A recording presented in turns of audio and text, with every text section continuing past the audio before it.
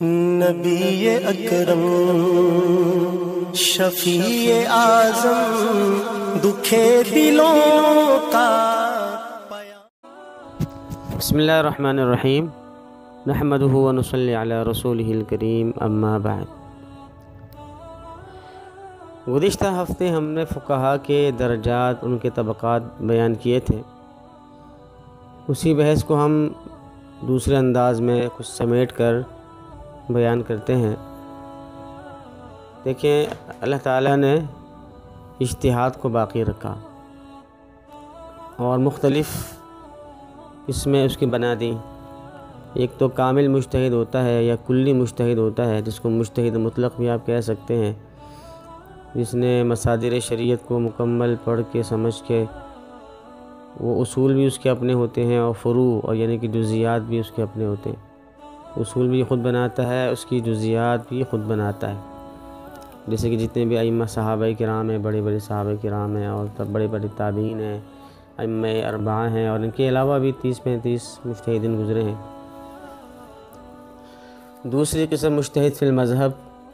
مجتہد فی المذہب کا مطلب یہ ہوتا ہے کہ جس کو آپ مجتہد جزوی بھی کہہ سکتے ہیں، یعنی کہ وہ صاحب مستقل مذہب کا بانی نہیں ہوتا، بلکہ وہ کسی مذہب کے اندر رہ کر اسی خاص مذہب کی خدمت کرتا ہے، اور اس خاص مذہب کے اندر اس کو ایک اجتہادی بصیرت حاصل ہو جاتی ہے، اور یہ اجتہادی بصیرت بعض اوقات اتنی زیادہ ہوتی ہے کہ وہ اس صاحب مذہب کے جو بانی مذہب ہے اس کے ساتھ کچھ جزیات میں اور فروعات میں اس کا اختلاف ہو جاتا ہے۔ جیسے امام ظفر، امام حسن بن زیاد ہیں کہ ان کا بھی آپ نے دیکھا ہے کہ وہ ان کا اختلاف ہوتا ہے امام ابو حنیفہ رحمہ اللہ سے۔ تو ایک وہ جزوی اجتہاد ہوتا ہے اور اس کو مجتہد فی المذہب کہا جاتا ہے۔ تو یہ فرق دونوں میں کیا ہوا کہ مجتہد مطلق تو اصول بھی اپنے، فروع بھی اپنے، مستقل مذہب کا بانی ہے وہ، جبکہ مجتہد فی المذہب مستقل مذہب کا بانی نہیں ہے، بلکہ وہ ایک جو بانی مذہب ہے اس کے مذہب کی وہ تشریح کرتا ہے، اور اس کے اندر اجتہادی بصیرت اتنی حاصل ہو گئی کہ وہ صرف جزیات میں جزیات میں بعض اوقات اس سے اجتہادی اختلاف ہو جاتا ہے، ساتھ ساتھ وہ نئے نئے مسائل کا استنباط بھی کر رہا ہوتا ہے اور اپنے امام کے باتوں کی تشریح بھی کرتا ہے وہ، اور ترجیح بھی دیتا ہے۔ یہ صلاحیتیں بھی اس کے اندر ہوتی ہیں۔ تیسری قسم ہے مجتہد فی المسائل۔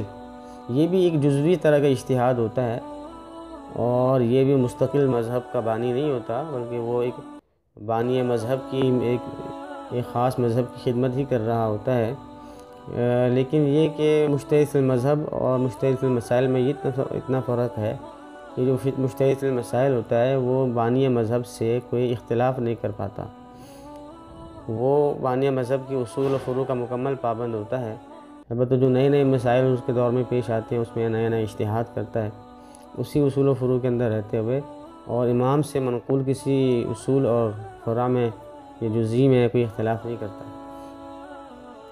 اور بھی اس کے اندر صلاحیتیں ہوتی ہیں کہ وہ امام کے قول کی تخریج کرنا، اس کی وضاحت کرنا، تفصیلات اس کے بیان کرنا، یا کسی مذہب کو یا کسی امام سے اگر کئی روایتیں منقول ہوتی ہیں تو کسی ایک روایت کو ترجیح دینا وغیرہ، یہ بھی اس کے اندر صلاحیت ہوتی ہے۔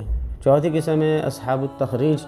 اصحاب التخریج ایک ایسی قسم ہے کہ جس میں نہ یعنی کہ وہ ایک بہت ہی محدود قسم کا اجتہاد ہے، اور وہ مستقل مذہب کا بانی تو ہے ہی نہیں بالکل، بلکہ وہ امام سے نہ تو اختلاف کر سکتا ہے جزیات میں، اور بلکہ بعض اوقات جو ہے وہ نئے مسائل کا استنباط بھی نہیں کر سکتا۔ بس یہ کہ امام سے منقول اصول و فروع کا اس کو ایک بہت زیادہ علم ہوتا ہے، اس کی وجہ سے اگر کسی امام سے کوئی مجمل اور مبہم قول منقول ہے تو اس کی وہ تفصیل بیان کر دیتا ہے۔ البتہ وہ مختلف روایات جو امام سے منقول ہوتی ہیں ان میں ترجیح دے سکتا ہے۔